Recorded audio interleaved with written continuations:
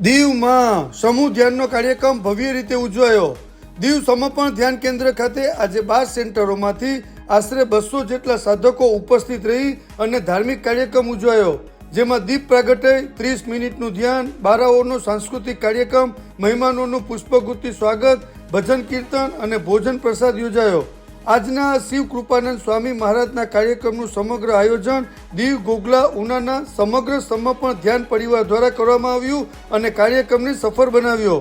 આ પ્રસંગે તાલાલા, ગીર સોમનાથ જિલ્લા અને ઉના દીવ ગોગલાના કુલ 12 સેન્ટરોમાંથી સાધકો ઉપસ્થિત રહી અને ધન્યતા અનુભવી।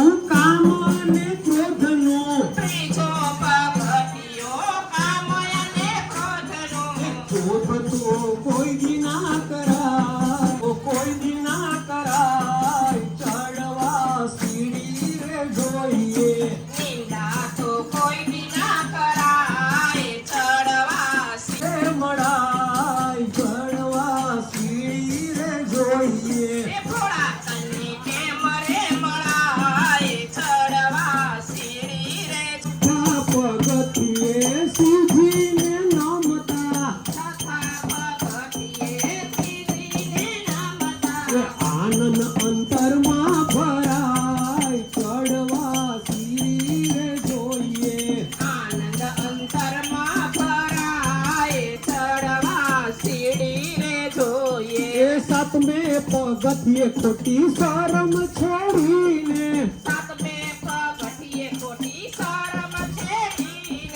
ભક્તિમાં આગળ વધાય, ચડવા સીડી રે જોઈએ। ભક્તિમાં આગળ વધાય, ચડવા સીડી રે જોઈએ। મેદાનમાં આઠમે પગથિયે આવે મેદાનમાં, મરજી વાત કઈને ખેલાય, ચડવા સીડી રે જોઈએ। ભૂખી જોડે ખોટા અભિમાન, ચડવા સીડી રે જોઈએ।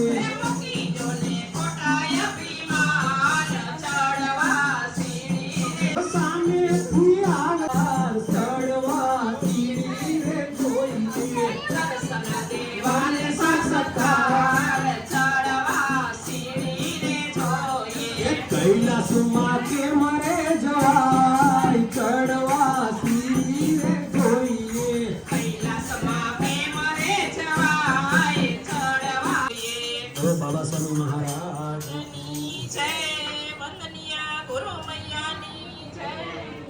ધીરજ મોડાસિયા છે। જય બાબા સ્વામી।